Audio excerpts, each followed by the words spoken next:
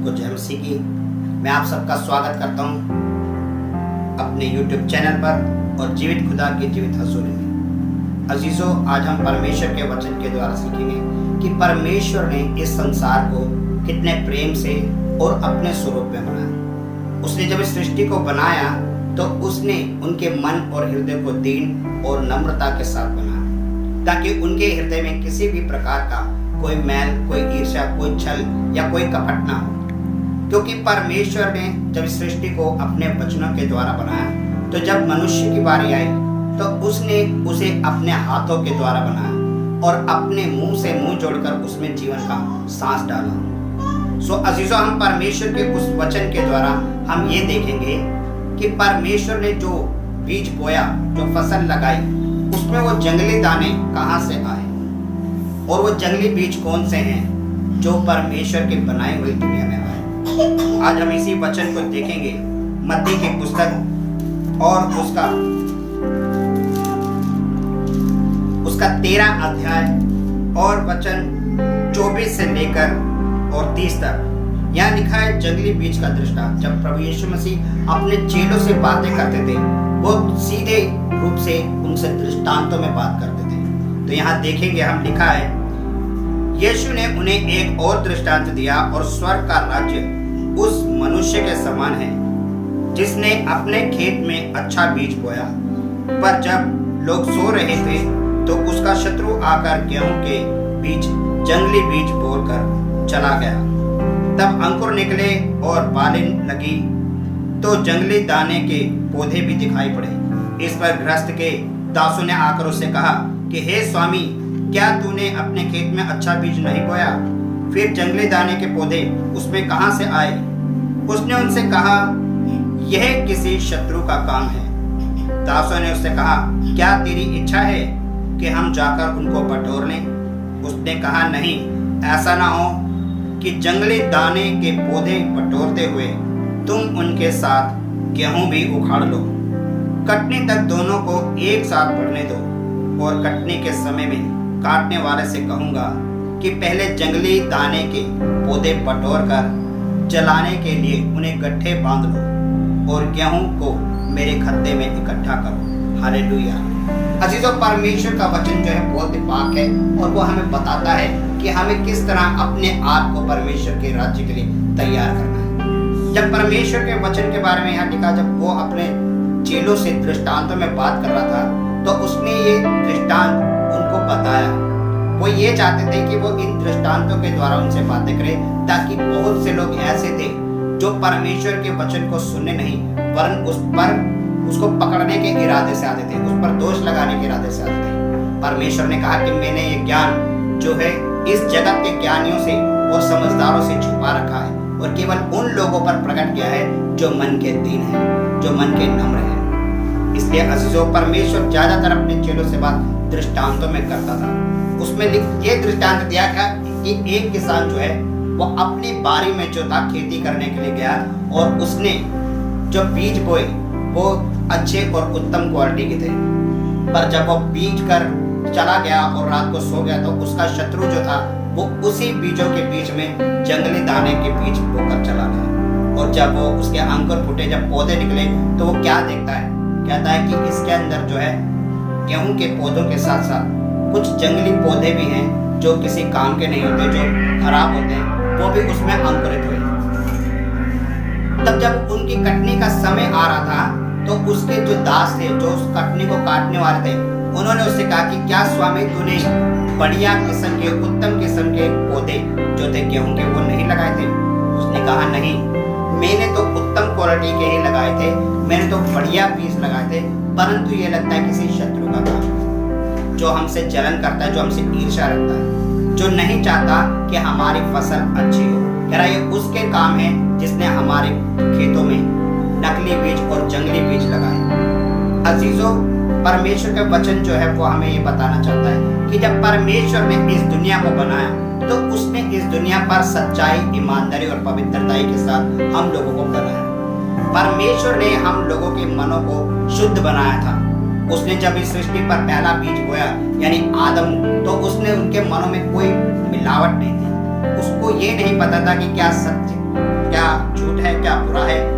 केवल उसने उसे अपने स्वरूप में बना करके अपने साथ बातचीत करने के लिए बनाया। परंतु जैसे जैसे इस सृष्टि पर पाप आया, उसका शत्रु जो शैतान था, उसने उसके मन में, उसकी वाइफ के मन में झूठ का बीज बोया। उसने उनको वो फल खिलाया जिसे खाने के बाद वो श्रापित हुए और परमेश्वर ने उन्हें अपने उस स्वर्ग राज्य से, उस अदन की वाटिका से उन्हें निकाल दिया। अजीजों, परमेश्वर ने हम लोगों से प्रेम किया था।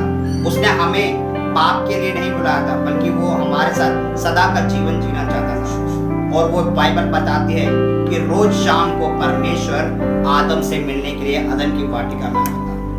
परंतु शैतान जो ईर्ष्या करता था परमेश्वर से, जो नहीं चाहता था कि लोग उसके राज्य में प्रवेश करें, उसने लोगों के मनों में जलन, ईर्ष्या, द्वेष और हर प्रकार की बुराइयों के बीज बोए। आज इंसान क्या करता है? आज भी इंसान उन्हीं कामों में लगा हुआ है। वो अपने परमेश्वर को छोड़ करके उन रास्तों पर चलता है जो शैतान ने उनके मन और हृदय में बोए। जो जंगली पौधे हैं वो इंसान वो हैं जो शैतान के काम करते हैं। परमेश्वर ने तो अच्छी फसल लगाई, परमेश्वर ने अपने चुने हुए लोगों को बनाया ताकि सृष्टि पर प्रेम रहे, एकता रहे, भाईचारा रहे।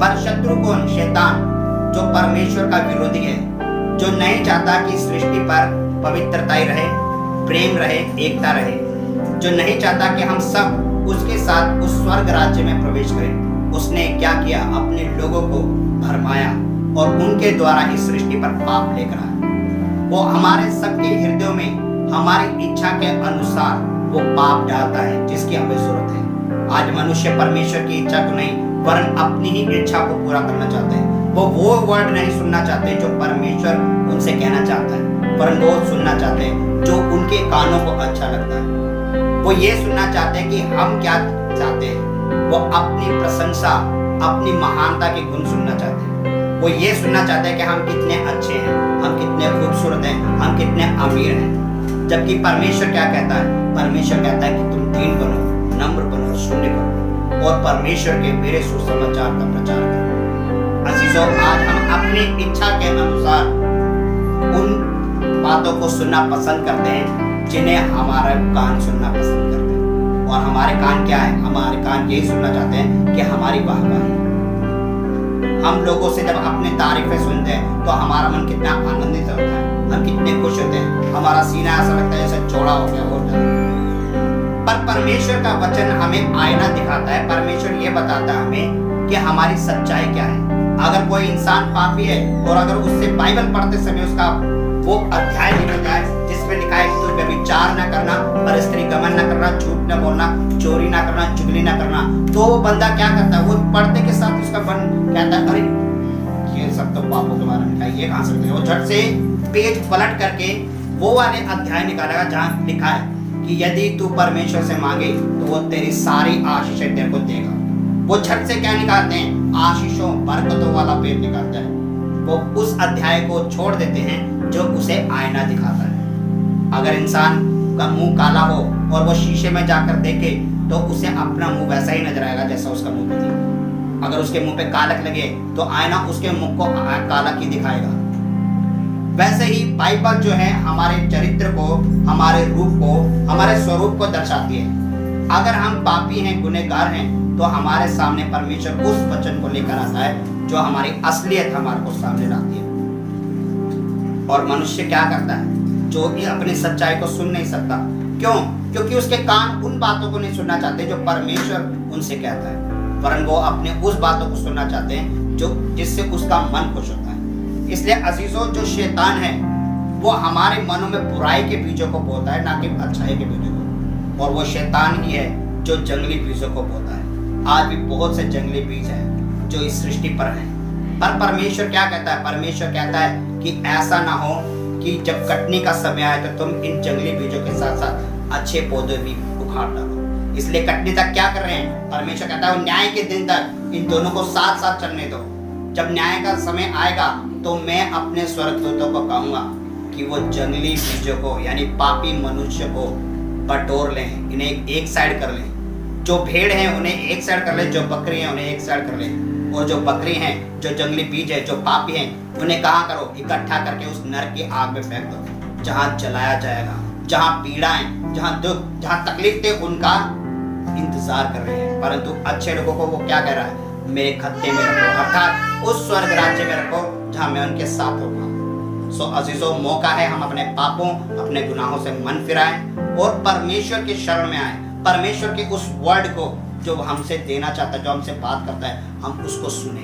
हम अपने मन की नहीं बल्कि उसकी इच्छा को पूरी करें। सो अजीजों, मैं विश्वास करता हूँ कि परमेश्वर ने आपके साथ इन वचनों के द्वारा बातचीत की है। आप सब इस वचन के द्वारा आशीष और बरकत पाएं। आप सबको जय मसीह।